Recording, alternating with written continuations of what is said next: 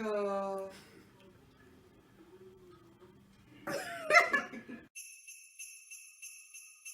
Salut la compagnie. J'espère que vous allez bien. On se retrouve dans cette nouvelle vidéo.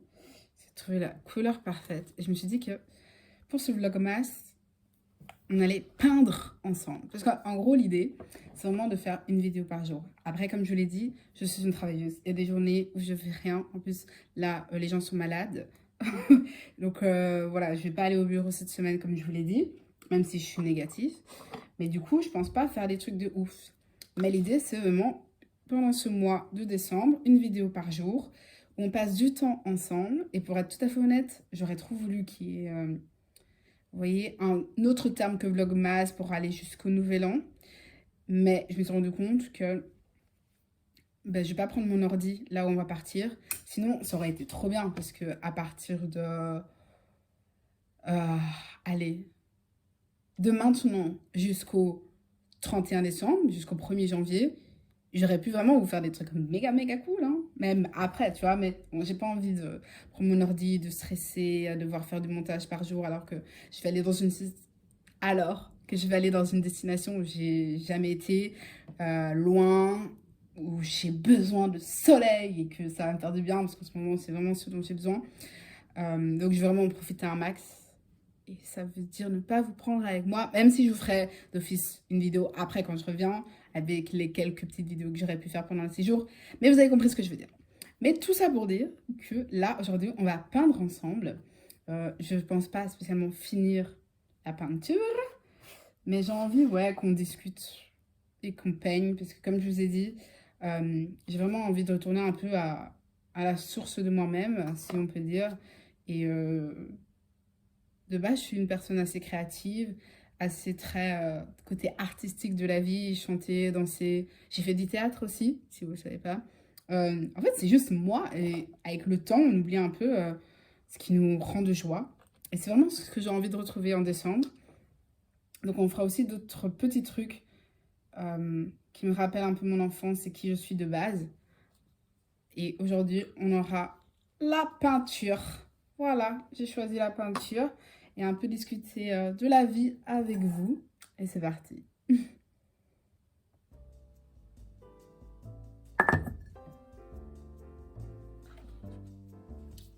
Bon, la vérité qu'on se la dise, je ne sais pas peindre.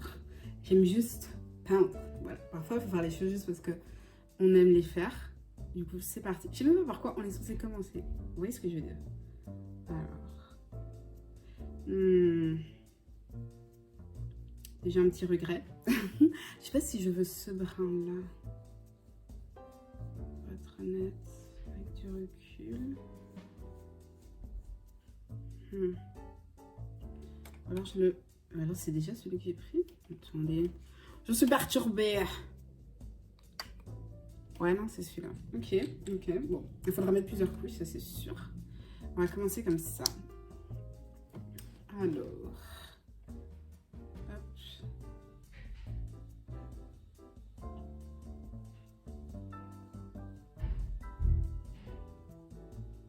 D'habitude, j'écoute de la musique quand je fais ça. Bon, là, je vous filme avec mon téléphone et la musique se couperait. Et j'écoute de la musique du jazz, comme style, si vous posez la question le plus souvent. Là, j'aurais voulu écouter le soundtrack de From the Scratch, la série dont je vous ai tant parlé. J'ai tellement parlé de cette série sur Instagram, ça n'a aucun sens. C'est comme en ce moment, je parle tellement du podcast X sur Instagram. Mais en fait, c'est juste que j'aime ce qui me fait me sentir bien et ce qui me rappelle que j'aime l'amour. Parce que je trouve sincèrement que c'est le sentiment le plus précieux au monde. Je sais que dit comme ça a l'air idiot et tellement cucu. Mais moi, je le pense. Et je le pense depuis que je suis petite. Et c'est vraiment, je pense, un trait qui me caractérise presque. Tu vois, ça fait partie de ma personnalité. Les gens qui me connaissent savent comment je suis par rapport à ça, tu vois. Je suis une petite sensible, une petite amoureuse de la vie, de l'amour, des gens. Je préfère les gens aux animaux. Et oui, il y a des gens comme ça.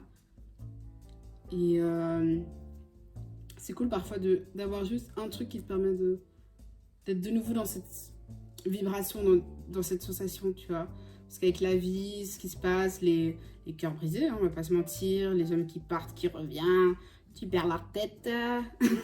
Parfois, tu te perds entre qui tu es, ce que tu veux, est-ce que tu es vraiment amoureuse, est-ce que l'amour est censé être comme ça, tu vois, tu as plein de remises en question. Et écouter ce podcast me fait vraiment ressentir que déjà, on passe tous par là. On a tous des remises en question. On a tous des hommes qui, franchement, voilà, si on aurait pu ne pas le faire, ah ben, notre vie aurait été peut-être meilleure, dans le sens où ça nous aurait évité certaines peines de cœur. Mais dans un autre sens, ça nous aurait aussi peut-être empêché de rencontrer la bonne personne.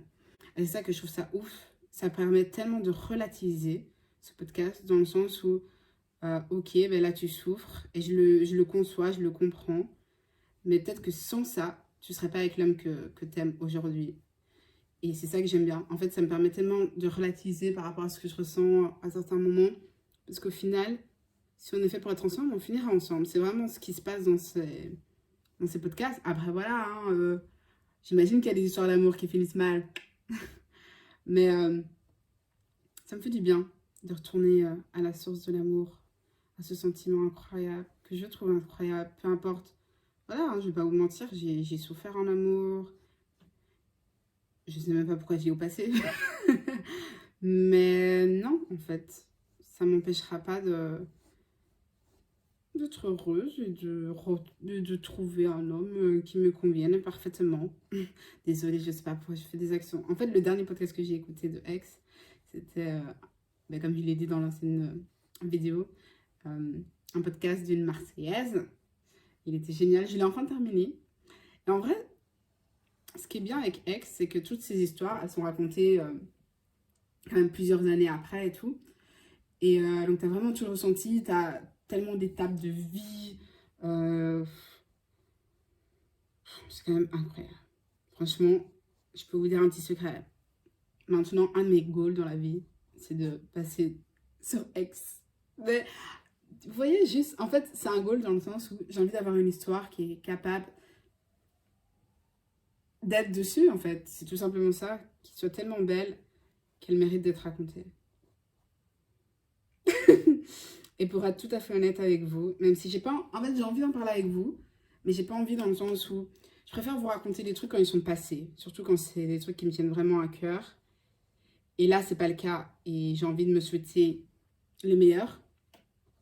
Mais c'est quand même passé des trucs récemment qui me font un peu... qui me font recroire à l'amour, ou... C'est même pas recroire à l'amour, c'est plutôt recroire à ce sentiment de relation de conte de fées. Vous voyez ce que je veux dire? Parce qu'en vrai, je pense que même après mon ex allemand, j'ai jamais réellement arrêté de croire en l'amour. Je sais pas, si un jour ça arrive, c'est que franchement, il faut m'envoyer dans un hôpital parce que c'est là que je vais très, très, très, très mal. Mais j'ai quand même eu cette phase où tu perds un peu espoir dans le type d'amour incroyable. Vous voyez? Le type d'amour passionnel, mais qui est passionnel, même si passion veut dire souffrance de base, je le sais, mais passionnel qui mérite d'être vécu et qui finira bien parce que vous aurez fini par trouver un équilibre. Le genre d'amour que tu as envie de raconter à tes petits-enfants. Ouais, le genre d'amour qui passe sur X. Ah bah, il y a eu un moment où je pense que j'ai un peu perdu cet espoir-là, dans le sens où je me suis dit, ben, peut-être que mon futur mari, ben, ce sera juste, pas à l'usure, mais plus une décision rationnelle, dans le sens, voilà, ça fait longtemps qu'on est ensemble, on se dit, oh ben voilà, peut-être qu'on devrait former quelque chose, oh ben finalement, il peut en avoir un enfant, ah ben nana, oh ben nana, vous voyez ce que je veux dire? Et c'est tellement pas moi, pour être honnête. C'est tellement pas le genre de personne que je suis, les relations que j'ai envie, je pense, pour être honnête. J'ai dit beaucoup pour être honnête, non? Je suis beaucoup plus dans le pou, pou, viens, tac, tac, tac, tac, tac. Et j'ai envie, ouais, d'une relation comme ça. Et c'est possible. Je vous le dis, en 2023, Non, je vous le dis pas, justement. On va pas lancer les ondes. On va rester positif, tout va bien. Et ce qui se passera ou ne se passera pas, on se dira quoi, ok? Ok? Ok. J'espère que vous allez bien, parce que... Parlons quand même... Je change de sujet avec une vitesse et non-délicatesse extraordinaire. Mais c'est vrai qu'avec ce froid et tout... Franchement, moi j'ai découvert tard hein, la dépression saisonnière. Enfin, toute ma vie, en fait, je me suis rendu compte que j'étais tellement dans le flux de l'école, de l'excitation, c'est les vacances. Donc, en fait, tu t'en rends pas compte. Puis après, ce qui s'est passé, c'est que j'ai eu de la chance à l'université. J'ai beaucoup eu de projets où, à partir de décembre, soit je partais au Canada, soit je revenais de Barcelone. Donc, en vrai, ça m'allait pas. Voilà, j'étais triste d'être en Belgique, mais j'avais tellement bien vécu que ça allait. Ou alors, tu as les examens, donc au final, tu es triste, mais tu as quelque chose à faire, tu vois. Et là, je sais pas, je suis depuis 2 ans, la dépression saisonnière, pardon, mais je la sens. Hein. Et c'est tellement horrible. J'ai juste vraiment besoin, envie, tout ce que vous voulez, d'être au soleil. Je me rends compte que je suis vraiment une meuf solaire et je sais pas ce que je fais en Belgique. Je pense que vous êtes sûrement plusieurs, si vous regardez cette chaîne, à vous dire mais pourquoi cette go vient en Belgique? Elle est tellement plus heureuse en dehors. Et je sais, je me pose la même question tous les jours. Mais je sais pas. J'ai tellement peur. Et récemment, en fait, j'ai une amie qui, elle, va vivre son rêve. Là, elle se casse en Australie. Et je trouve, elle a tellement les couilles. Genre de tout plaquer, partir comme ça en Australie parce qu'elle le sent. Et voilà, c'est quelque chose que tu dois faire. Et moi, je sens au fond de moi que genre, il faut que je le fasse. Il faut que j'ai le courage de pouvoir me dire, viens, on se casse. Et quand je dis viens, c'est viens à moi-même, tu vois. Il n'y a personne d'autre. Mais j'ai quand même un côté rationnel qui genre, non, mais il faut que je réfléchisse à comment je vais avoir des revenus. Il faut que je nanani. Puis si je vais là-bas, comment ça va être? Est-ce que c'est vraiment raisonnable? Et ça m'énerve parce que je sais que de base, je suis tellement pas comme ça quand j'étais petite. Après, vous allez me dire, c'était la folie de la jeunesse. Mais parfois, j'ai tellement envie de pas être rationnelle. Tu vois? De pas être rationnelle. J'ai qu'une seule vie. Pourquoi? En fait, pourquoi je devrais l'être? Je comprends pas. Je comprends pas. Et pourtant, mon corps, ma tête continue de l'être. Et je vois bien que mon cœur a pas envie de l'être. Il est en mode, t'aimes ce mec, prends un billet, pars. Tu veux aller vivre au Canada? Pars. Tu vas aller vivre en Espagne? Pars. On s'en bat les couilles du reste, tu vois. Tu le regretteras plus tard. Et au pire, qu'est-ce qui se passe? T'aimes pas, tu reviens. Tu vois ce que je veux dire? Et c'est vrai, quand j'avais été en Allemagne, avec ma pote, je lui parlais un peu de tout ça. Et c'est vrai, elle m'a dit la même chose. Elle m'a dit, oui, mais attends, tout n'est pas fait pour rester. Pourquoi t'as peur du changement comme ça? Justement, la beauté du changement, c'est que il change. Donc, en soi, tu peux partir en Espagne. Si t'aimes pas, tu peux aller autre part. Enfin, je veux dire, tout n'est pas fait pour rester, tout n'est pas figé. Donc, pourquoi tu te stresses comme ça? Et puis, tu connais pas le futur. Donc, tu peux pas le savoir tant que tu l'as pas fait. Et c'est vrai. Mais c'est juste que j'ai tellement une vision dans ma tête. Et on va même là, aujourd'hui, je sais ce que je veux. Et ça n'a rien à voir avec ce que je vis aujourd'hui, même si je suis très, très, très heureuse. Et je suis dans ma vie là où je voulais être. Mais dans 1 an, les gars, je vais avoir... Enfin, c'est même pas dans 1 an, dans quelques mois. Je vais avoir 25 ans. Et si vous êtes dans ma tête, vous savez qu'à 25 ans, j'ai des objectifs, il y a des trucs, tu vois. Il y a des trucs. Et je comprends les gens qui sont dans le mode, oui, non, tu fais les trucs à ton aise, il n'y a pas d'âge pour qui que ce soit, pour faire quoi que ce soit, nanani, nanana. Et je supporte ce mouvement. Mais je n'en fais pas partie. En fait, j'ai pas à m'excuser, j'allais dire je suis désolée, mais en vrai, non. Ouais, non, il y a vraiment des choses que j'ai envie. Et je suis très, très têtue. Donc, je vais tout faire pour les avoir, tout simplement. Donc, ne soyez pas étonnés si du jour au lendemain, il n'y a plus de vidéos pendant 1 mois. C'est juste que j'aurais pris mes vacances. Non, pas du tout. Enfin, ça aussi, je pense qu'à un moment, je vais le faire. Je vais partir en vacances pendant 1 mois, genre toute seule. J'ai trop envie de faire ça. J'ai le sentiment que ça me manque d'avoir ce... Vous voyez, cette notion de liberté, ce pouvoir d'être seul à un endroit, de rien devoir, quelqu'un, d'être là juste pour être là. Du coup, il y a moyen aussi que vous n'ayez plus de vidéos si je fais ça. Et aussi possible que vous n'ayez plus de vidéos si un jour je me casse et que je dise j'aimerais tellement faire ça. Tu vois, juste me casser, dire à personne, me couper de tout et c'est tout, tu vois. Après, il y a le côté sécurité. Ma mère me tuerait si je faisais ça. Mais honnêtement, dans ma bucket list, ce serait tellement un des trucs que j'aimerais tellement faire. Pour combien de temps? Sûrement quelques mois, genre pas des années, tu vois, parce que je suis quand même pas folle. Mais quand même, quoi. Ce serait le pied. Après, pour revenir sur cette chaîne, je voulais vous poser une question. Par rapport à la sexualité, est-ce que vous faites partie de la team le sexe, c'est un moyen de se libérer, de se détendre et tout? Ou vous faites partie de la team le sexe... c'est quoi le team? Ouais, en fait, ça te prend de l'énergie.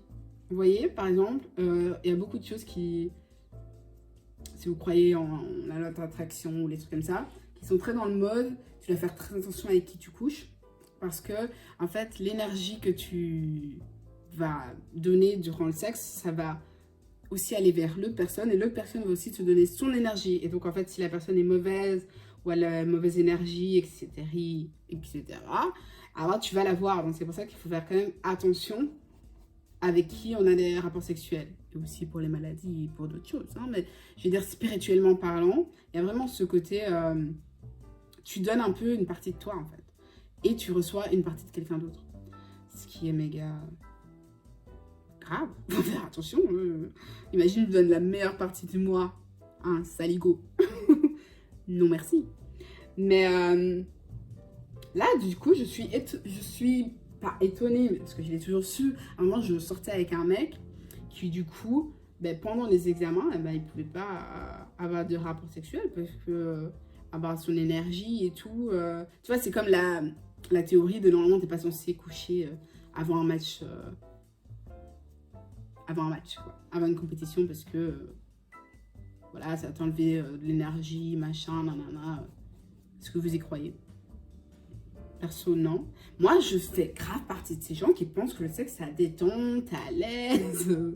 Surtout, voilà, quand c'est bien fait, tu vois. Mais je me demande de quelle partie vous faites. Parce que du coup, pendant un moment, en fait, parce qu'il y a eu aussi une autre team, mais c'est un peu un autre aspect, j'ai douté d'avoir de relations sexuelles ou pas, parce que je voulais pas... Attends, je vous le dis, mais on se moque pas, ok? Parce que je regarde quand même beaucoup de vidéos sur l'attraction, tu vois. Et en fait, normalement, c'est tu agis comme tu voudrais être. Et moi, là, en réalité, je suis même pas sûre de... Parce que je vais partir en voyage et j'ai envie de m'amuser là-bas, tu vois. Donc, en vrai, je suis chill. Mais il y a une période de ma vie où, genre, j'étais en mode, si j'ai envie d'être en couple et de trouver l'homme de ma vie, techniquement, je dois agir comme s'il était déjà là. Et donc, ça veut dire ne pas coucher avec des mecs avec qui je sais qu'il n'y a aucun intérêt. Enfin, aucun intérêt. C'était relatif. On a été interrompu, je suis désolée. Je sais plus de quoi je parlais.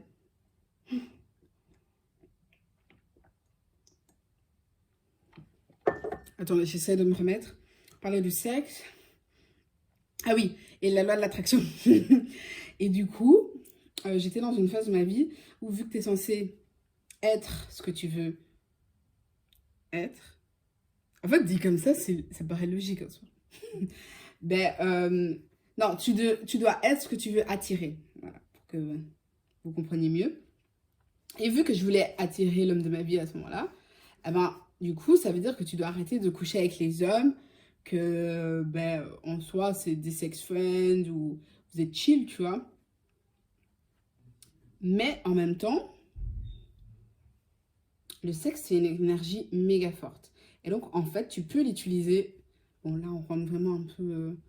si vous n'aimez pas tout ce qui est un peu psychique, psychologie, ne regardez pas. Mais en fait, tu peux utiliser le sexe pour manifester les trucs que tu veux, justement. Si c'est avec une personne qui a des bonnes énergies et que tu es en bon mood et tout, eh ben, toi-même, tu peux l'utiliser pour attirer les bonnes choses. Donc, ça va un peu dans les deux sens, tu vois. Et puis, vu que moi, j'ai une vision du sexe assez positive, relaxante et tout, ah ben, je sais pas, si j'étais avec l'homme de ma vie, je serais relax. Bah, vous voyez ce que je veux dire? Mais en même temps, c'est vrai que si j'étais avec l'homme de ma vie, je coucherais pas avec d'autres hommes, tu vois. Tellement pas. Donc, en fait, c'est assez... c'est assez... Bah, je sais pas. Du coup, je sais pas ce que je suis censée faire. Parce qu'en même temps, je me dis, on n'a qu'une seule vie, il faut profiter. En même temps, tu es en mode... Surtout qu'il y a aussi la théorie de si jamais tu plus de relations sexuelles pendant trop longtemps. En fait... Quoi? Bah, tu veux faire quoi là? Je vais te faire écouter des vocaux. Vas-y, viens. Oh, t'es parfait. En plein vlog. Ouais, la famille. En gros, pour t'expliquer vite fait, pour la souffrir, il faut pas être guide, tu montes tout seul, sauf si tu veux absolument un guide, mais c'est pas du tout nécessaire. Vraiment, la souffrir, elle est facile à monter. Hein. En 1 heure, t'es en haut, tranquille. Il y a plusieurs chemins. Ceux qui ont fait la soufrière, on vous attend en commentaire. Mais plus pointu, donc Ils savent toujours pas où on va. Et sinon, t'as le chemin. Ah ben, la soufrière. Chercher, chercher. Petit indice.